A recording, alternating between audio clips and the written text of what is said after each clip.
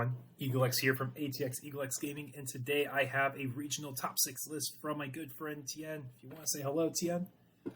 Hi, everyone. If you guys remember Tien's good friend that played X Antibody last format, and he's here with another spicy list for this format. It is his MasteGuru Master list that he got his Nationals invite from at ACON. Do you call it anything else besides Melga Master, or is it just kind of left at that? I call it MasteGuru. I used to call it MasteGuru. Yeah. Yeah. But this was something that when we were playtesting BT8 decks and you brought this, I thought really stood out as really neat. And obviously you showcased how it has lots of power in this format and can deal with lots of the popular decks. So let's go ahead and get started with the deck as a whole. So for your openers with this deck and just understanding the deck, MasteGuru Master is a very control value heavy deck. You either utilize MasteGuru or MasterMonon to special summon Digimon via effects and cheating out their powerful unplays, whilst clearing the board if MasterMonon's on the board with its Altern's effect. So like, this is not just like MasterMon special summons, but Melga is going to be a key part to special summoning Digimon in this deck. And like as a control deck, you're going to aim to keep the board clear, minimize pressure while building up as fast as possible to the boss monster. Purple Memboost and Underworld's Calling are really good consistency cards for your decks to help you find pieces and to consistently bring out the Digimon you need. And in addition to that, it's just a great toolbox of cards in the deck to respond to various popular matchups. So Thien, when we're talking about MasteGuru Master, and we're talking about its archetype, it's obviously very control value heavy, right? Right. It's. I think all master lists are control heavy. You do get a lot more value with the right cards with the list. Just how much, just from 3 memory going up on a low 5, you can jogwist for free basically, or for 1 memory. Yeah. Just real quickly while we're here, like when we talk about general opener, how much of the time would you say Memboost is one of the best openers? Like, it's between that and the Fixer, right? Yeah, for sure. If you have the Fixer, you obviously want to play the Fixer on your first turn, even though you're going to give them 4 memories. That's totally okay. The reason why is that if you do it on the first turn, second turn, you can go into your Gatomon, and then you can go into your boost. And then on your third turn, you can combo off with the right cards in hand, obviously. But yeah, that allows you to search a lot. With the TK, you get to search 5 cards, and for memory boost, you get your 4 cards. So there's a lot of searching, and I think one of the key thing about running a master list is that you need consistency. 8 rookies is fine, especially if you run a lot of boost. And they also run carries instead of TKs, which I don't agree with, because like Master needs as much search as possible. I guess the reason why they're doing that because they run mostly purple base, which is my guess. But yeah, I like TK a lot. And the dual color cards really help his consistency as well, like not hurting yourself. We can go ahead and move on to the next part because you're kind of talking about like, hey, it's really good to get this opener so we can get to our stack. Well, this is where a lot of our value combos come from for this deck. For everyone who doesn't know, MasteGuru is the secondary boss monster of this deck, and he has a main effect of Digiburst 2, cast a purple option with a memory cost of 7 or less in your hand without paying its memory costs. The 2 optimal call targets for like value is Underworld's Calling and Flame Hellscythe, but you also could use Purple Memboost if you would like as well. And just real quickly, things to be mindful of when you're playing this deck. MasterMonon deletes a Digimon by summoning effects during all turns, so that could include Underworld's Calling or Flame Hellscythe if you were to use it on your turn. In addition to that, Underworld's Calling and Hellscythe trigger the on-play effects of the summoned Digimon. And third, and most importantly, when you are playing with an early Melga stack, when you Digiburst away sources, you can use those sources as call targets for Underworlds or Hellscythe to summon a source Digimon that you bursted away. So Thien, we were talking, and it's like if you open Fix, you open Memboost, it's really important to build a stack from raising, right? Yeah, I think this meta is important to build stack and raising because the top lists are Yellow Hybrid and Imperial, and both of them have really good board removal. Not to men- I mean, Yellow Hybrid you already know how with the Rabbitmon and all the javelins and Javelins, wyverns, like they have an answer for a lot of boards. right. So playing now with Gato, like you only do that if you're breaking, right? If you don't have a rookie, then it's preferably, especially in this list, you wanna build your so they don't remove it. Imperial just like go into Pergamon and Bot deck the Gato, yeah. there's so many ways that you can they can remove it. Like if they have a rookie in raising, they come out, go into Ligramon and suspend Gato, swing over it. You know, just easy as that. So it's tough for a master to airdrop Gato, even though it supposedly is a really good play, but not in this meta, I don't think so. Coming from raising is bad. Yeah, so when you're building up a Melta stack, so hypothetically, like our perfect stack has the egg has doesn't really matter about which level 3 you have, because you're going to be using it as Digiburst material. But for level 4s and 5s, if you could, it's like stuff you want to ideally special summon, right? So like a Gadomon's a strong one to have in the source. Lady Devi is also not a bad one. Mm-hmm. Because between Underworlds and Flame Hellscythe, you can build really crazy boards, right? Yeah, you can progress on the same turn. So usually what you would do, like I mentioned before, you drop a fixer, you're TK on first turn, and then second turn go into your Gato, and then play a memory boost. So in the turn you're gonna have 5 memories, you put your memory boost,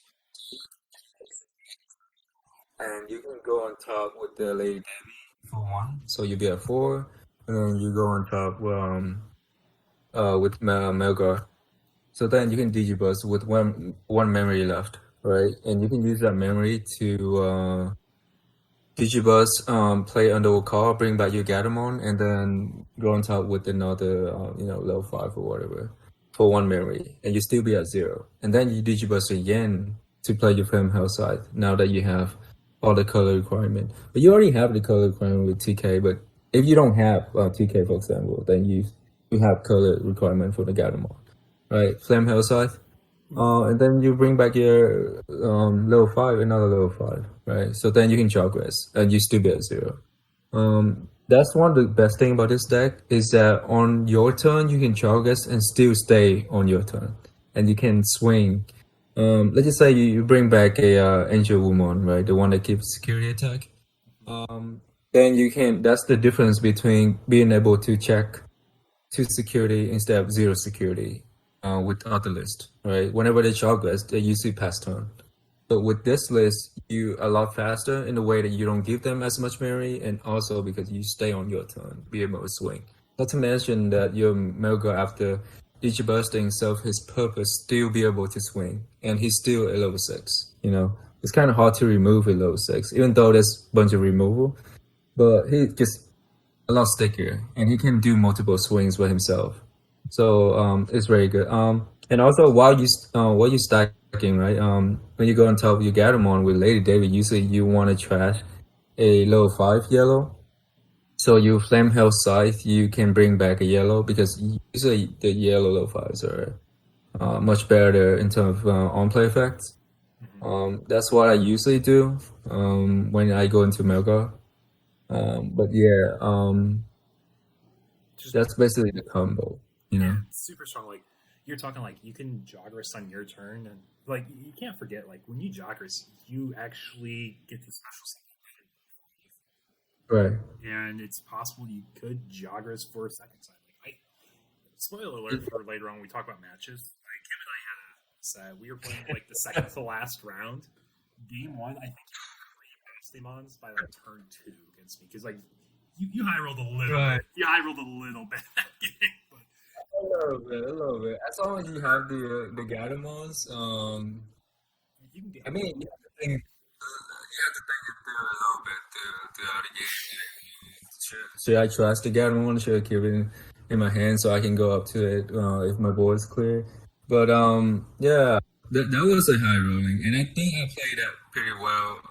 But yeah, it was a high rolling.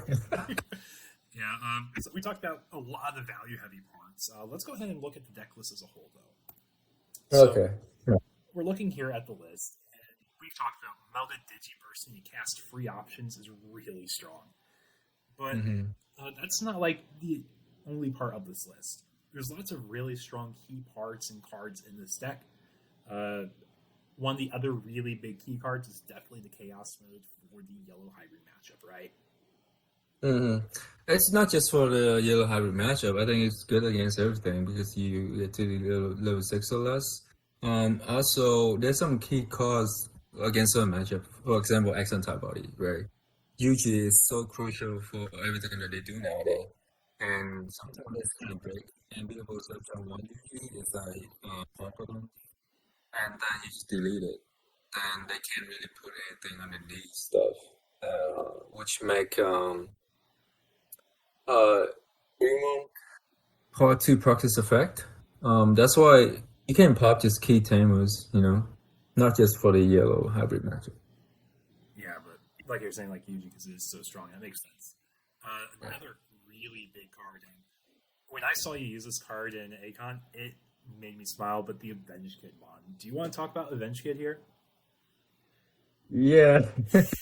So basically, against yellow hybrid, what I usually do is to just play it out, not trying to be too aggressive because it can hurt you by attacking security.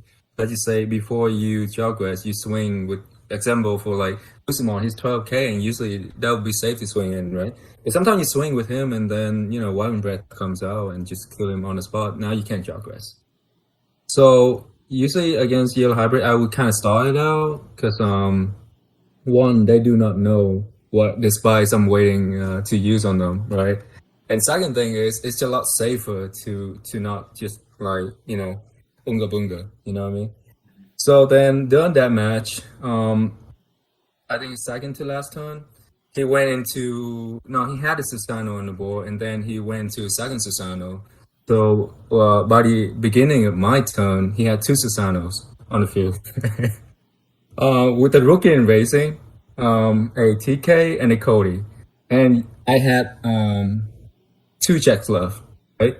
So by this point, I think you mentioned it too, right? You thought I was scoop, like there's no way for any deck to like come back from that position. Yeah. The So thing is, yeah, like right? two Susanos on 6 on rookie. You're saying like a 7, 2 hybrids, ideally. Like it's a lot. The thing is, with 2 security left. But anyway, so Right. the play, yeah. Yeah. So then this is how you use event shit in this list specifically. You would call. I think I had a bunch of memory boosts on the field for some reason, and then I had TK. So I just popped both memory boosts. I went to 7, and then I used Calm from Darkness. And then he claimable. There was nothing able. So then I used Calm from Darkness, bring back my two Lucimons, drop down a Lucimons, um, to pop his Cody for three memory because I had four. I decked out, so I had like 40 cards in my trash, and he killed most of my stuff, so that's why they're all in the trash. So I dropped out Lucimon for three memories. I go to 4, and then I dropped down Avenged Kit for free, and then I put 3 Flame Hellscythe on the top. Right, that's what you're supposed to do, by the way. And then I just play out a MagnaAngemon to recover 1. He thought he was in a very favorable position to Susano and everything you need to. I was like 3 checks even with the recover 1. So went over to his turn because that's one I had to pass over his turn because MagnaAngemon is like 7 cards to play. He had to do it though. So I had 3 cards on the field. And he had like 1 check left. So he thought he would win, so he just swing in with Susano, right? And when he's swinging with Susano, what happens is he's going to do 3 checks, but all of them is going to be Flame Hellscythe. And the reason because the first Flame Hellscythe we proc. So I recover the Magna bring back MagnaAngemon, then MagnaAngemon recover, which is a Flame Hellscythe. So that happens like 2 times, and then that'll be 3 flame Hellscythe, right? Yep. And with 3 flame Hellscythe, I was able to delete the Susano. Even on the 3rd flame Hellscythe, I had to bring out an Angewomon to minus security on him. The second Susano, so that he can only do 1 check. So he does do 1 check, but it's just outside lethal range, though. right, just outside lethal range, so he couldn't kill me.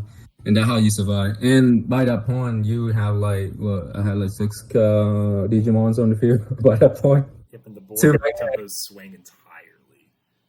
Right, and here's the thing about that play. Even though if he sees the play and he doesn't swing in with Susano, he's still gonna die next turn, right? Because like you get so much value from that play, and not only on that turn. If it goes to my turn again, even though he can heal up. He doesn't. Let's just say he doesn't swing in, right? So I don't get any more Digimon from my trash. I still have my 3 Digimons. Let's say he healed with my Avenged kit. I would swing with my Lucimon. I would play out another Lucimon, and then I would play the Flame Hellscythe, so that I recover the auto Flame Hellscythe, bringing back an MagnaAngemon to recover the auto Flame Hellscythe, right? By that point, so I would go up to like 4 securities, and if he swing in, I was gonna, bring out Angewomon and MagnaAngemon. So, that he needs to do like probably 7 checks to win the game if he doesn't swing in on his last turn, right? So no matter what he does, it doesn't matter. The table is already set, but the last 2 turns is overwhelming value to the point where even with 2 Susanos, they cannot come back from. You basically set the checkmate from the board. Yeah, it's pretty. It's basically checkmate. And then when we go to the rookies, I think the level 3s are, even though a lot of people don't like the Kimeramon, but in this list specifically, Kimeramon is actually really good. So you say you have the choice between Kimeramon and the Salamon. If you have the Gatomon, then I would go into Kimeramon instead. Because when I Digiburst, I can actually gain 1 memory from Kimeramon. And you already have... Yeah, like Digiburst, Underworld's calling, bring down, gain the memory. Right. So you gain extra memory from, I think, a lot of places. And then Kimeramon comes in clutch sometimes when you have it under a stack. And you have 3 memory, you need 1 more check. What do? You play Underworld Calling, bring back your Gatomon, you gain 1 memory. So that'll be 3. 3 memories total, and you have 1 after attack, which is pretty decent, actually. Especially when they have something suspended. And then you can just, you have a MasterMonon on the field with like the new LadyDevimon, which gives a retaliation to all your yellow Digimons. So you just, for 3 memory, you can have a retaliating Gatomon. And that's how I kill like a lot of things that people don't suspect that I can kill. But yeah, it's Underworld card is a really good card in conjunction with like Kimeramon. Gatomons is you don't know how broken the card is. Probably one of the best cards in the deck. Probably the best card in the deck. It's the Gatomon starter deck almost, right?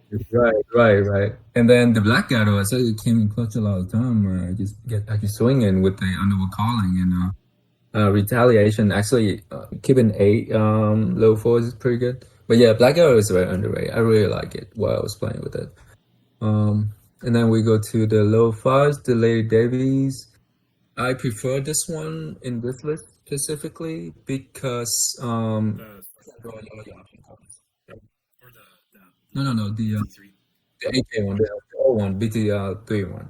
So that LadyDevimon is actually really good in this list because you can get your MasteGuru, you can get your option cards, you can trash a lot more. So you can put the cards that you need in the trash. There's just a lot of value from her, and also she's above 6k, which is like a threshold that you really want to hit against Imperial.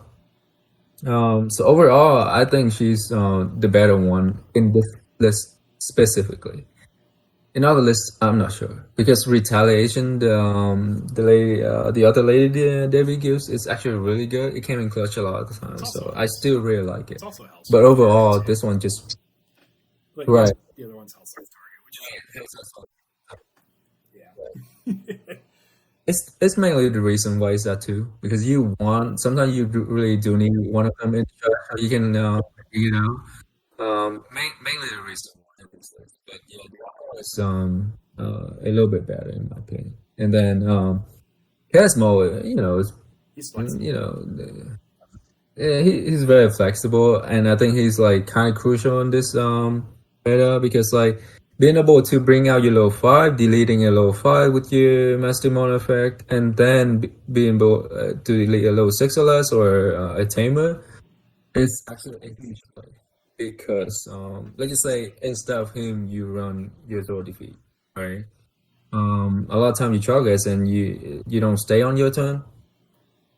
So then you can't really delete a tamer at the same time as you delete a low five, and that's actually very crucial sometimes because like let's say they have Ken Davis and they have like the color requirement to gain two memory. That's five memories instead of two, instead of three, and that's very important. Like any memory you give Imperial, it's just like and you give them the flexibility that they need to just go off on you. Imperial is just so crazy with the amount of plays that it can do because all of that stuff is so memory efficient and there's so much ways for them to like just gain memory from out of nowhere. So that's why I like him overall on than the Zordifeet. It was between him and the Zordifeet, right? And Zordifeet is really good in security. And then sometime when after you Digiburst with Melgar, you just have a level six purple not doing anything. And just getting And that's why I destroyed. consider a Yeah. Zordifeet. Right, right. But the speed of Lucimon is so much better. And also we talk about how I you call him from darkness at the end of the game just to gain so much value from him. Mhm. So overall I think he's the better card than Zordifeet. That's why he's in the list. Um, and then the yellow low fives, the MagnaAngemon is just very good. You want to recover, right? That's the whole point of this deck is that you recover, gaining value, stay alive until you can gain value. And if you were to break a little bit, I think on our third game that we play, I was able to survive that long and potentially win that game is because Magna. I had two MagnaAngemon in my head. Right. If I had more the Angewomon, then I probably wouldn't have survived. But he's there to keep you alive longer, but also recovering is such a huge part in any Mastermind list. That's why you want to run him at three. His inheritance are pretty decent. You're able to swing over any suspended level six usually. The his his inheritance doesn't come up that much, but when it does come up, it helps a lot. So yeah, he's just a really broken cover. And yeah, the Angewomon is really good because sometimes you want to do two tracks instead of one. And against Yellow Hybrid, usually I would rather go into I'll play the Angewomon than the MagnaAngemon because recovering is not as important against Yellow Hybrid. They are not that fast. They and sometimes they just don't want to swing into you because once they adapt to playing against this list, swinging into it is actually kind of bad because of Underworld Calling and Flame Hellscythe. Um, but yeah, so I usually would drop down Angewomon instead of the MagnaAngemon against Yellow Hybrid. And she's just pretty decent overall, I think. 6 memory as opposed to. Um, and then Melga, what He's he your does, but he's your secondary yeah. boss monster. Yeah. Hey, the thing about him is I need to keep him at three because I really want to see him sometimes. Even though I play like four memory boost and a bunch of Lady Davies to such him out, and the Gatomon also suches him out. But then sometimes I don't see him, and with him on the good stack, and if you have the option cards in hand, which you usually do because you have a six of them, he's just really good, like crazy good. So I need to play him at three. Sometimes like I have three in my hand, and it just doesn't do much after you do all your play, right? You need to play him at three because you really want to see him. You know what I mean? I would argue it's And probably like the Paiulgemon of like Imperial, right? Like if you see that Imperial with the Stingmon and XV, right, you have a very right, explosive turn. right. He's the I would say he's actually the main boss of this deck. But the reason why MasterMonon is at 4 instead of Three, Melga is too four. many Melga is bad. Right, right. Too many Melga is bad. Too many Master is not bad. Right. I would actually like to keep like 3 Master in my hand because like sometimes like there's one turn where I play against you when I win 2, 3 Master on the same time. Yeah, So yeah, against Imperial, all I do is trash it. Like, basically never, unless right, unless I saw my opponent playing a lot of option card in the beginning, I would consider keeping it in my hand. But if he doesn't by turn 3, I would trash it. Like it's just not needed. Um, because then yellow hybrid, I actually had to take him out from security one time with the TK because he's just so important in that matchup. Then we go in the Underworld Calling. It's actually a crazy card for Masty. People don't play it, and you would think that it's only good in this list because of the Mega. But it's actually really good in Masty. So instead of let's just say normally you put 3 Chaos Degrade, right? And that would help. But let's just say if they swing in with let's just say a usually they would swing in with right? And then, yeah, that would stop their play. But what else do they do, right? Or they swing in with anything, and you remove one, which is really good, all right? But this card is not any worse when it comes out from security because you get to play your Gatomon. And Gatomon is crazy good, you know? As long as you have a surviving Gatomon at start of your turn, you can definitely progress and give them, 3 memory easily. As long as you have one Gatomon on the field. So when they check into a Gatomon, they have to remove it. They have to spend resources to remove it. Right? And let's just say they already come out with Rabbitmon, for example. They clear everything, now they swing in. And they swing in, they see under a call, now that you have a Gatomon. What do you think they have to do? A javelin, right? So they give you 6 memory, or around 5 for whatever, right?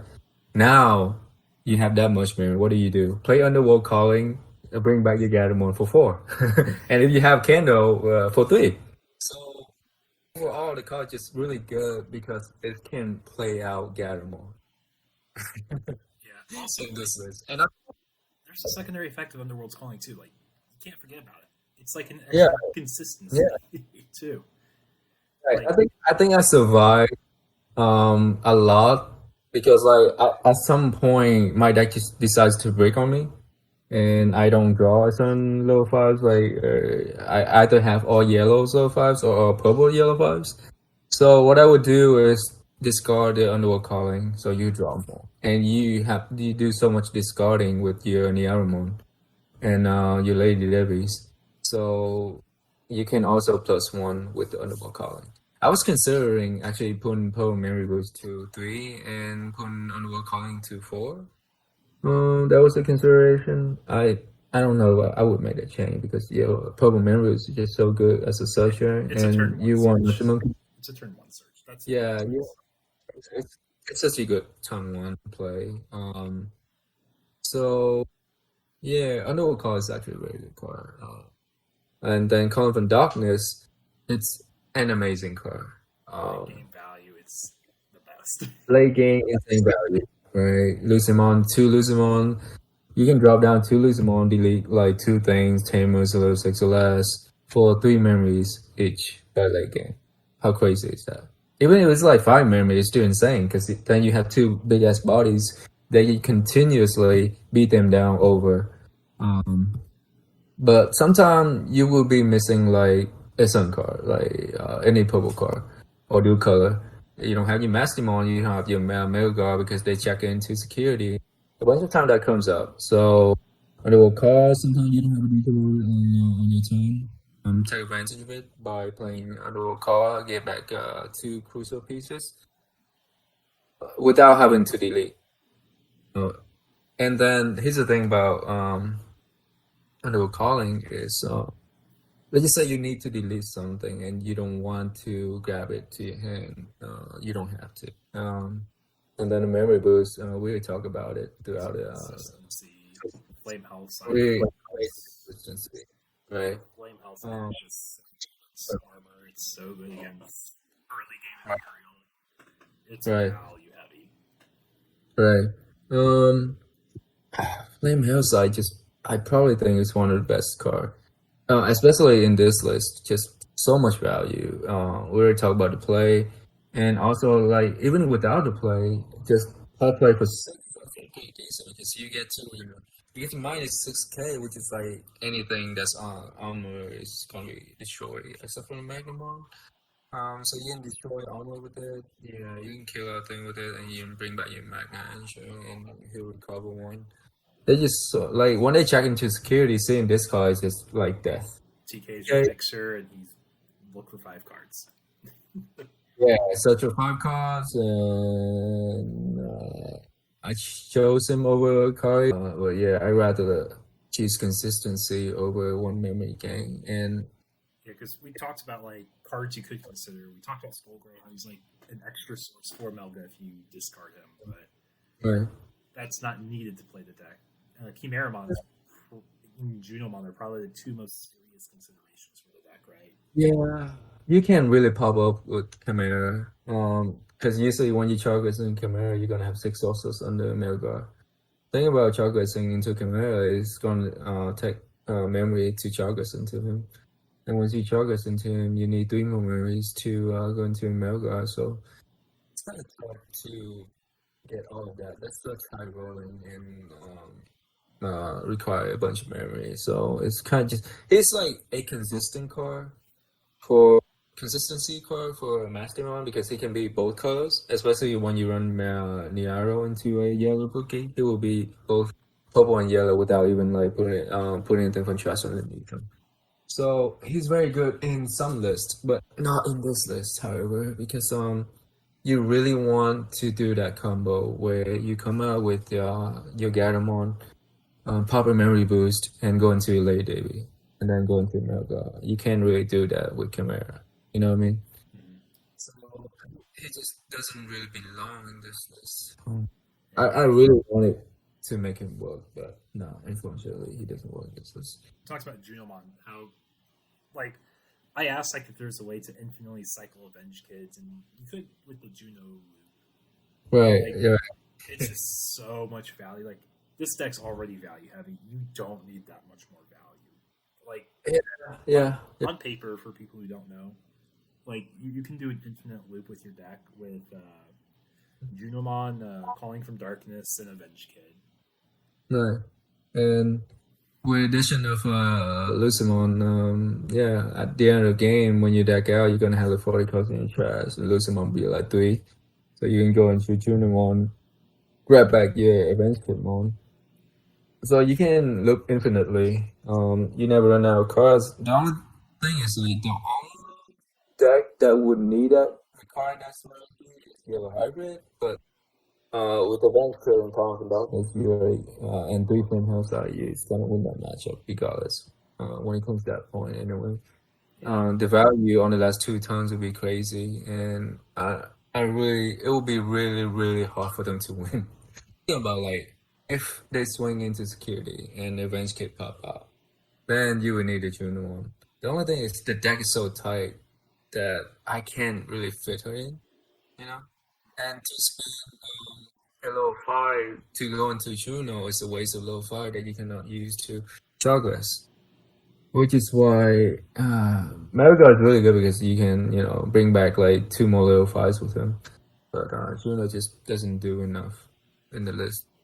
And we can kind of fly through the last 3 cards here.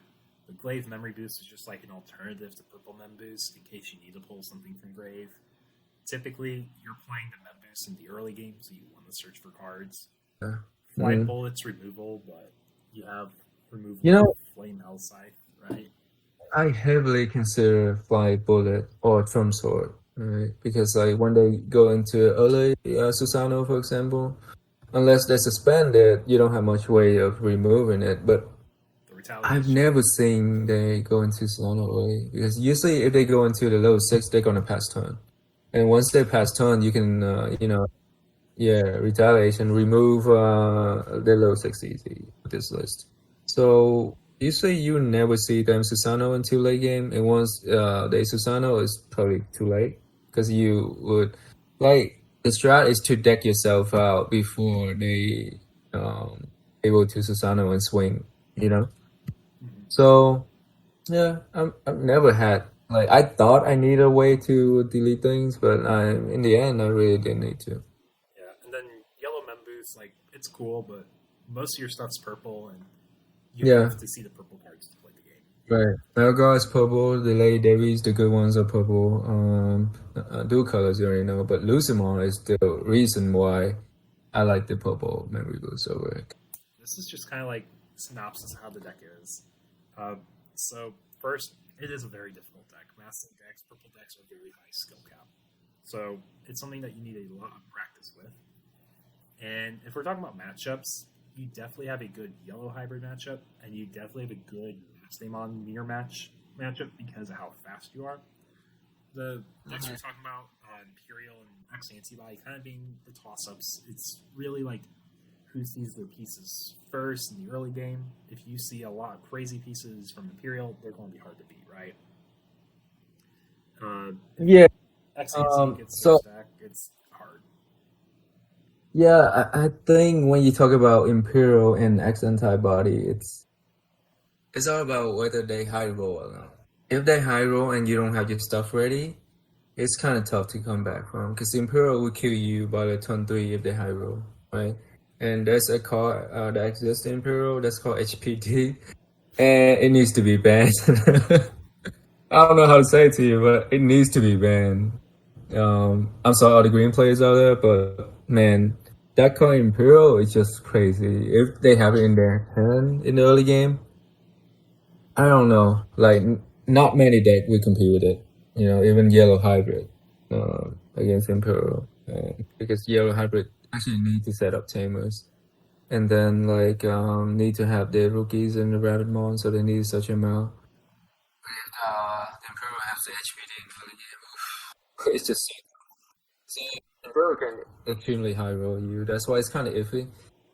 With that said, though, I did face down 3 Imperials in my clan, and I 2-0 all of them.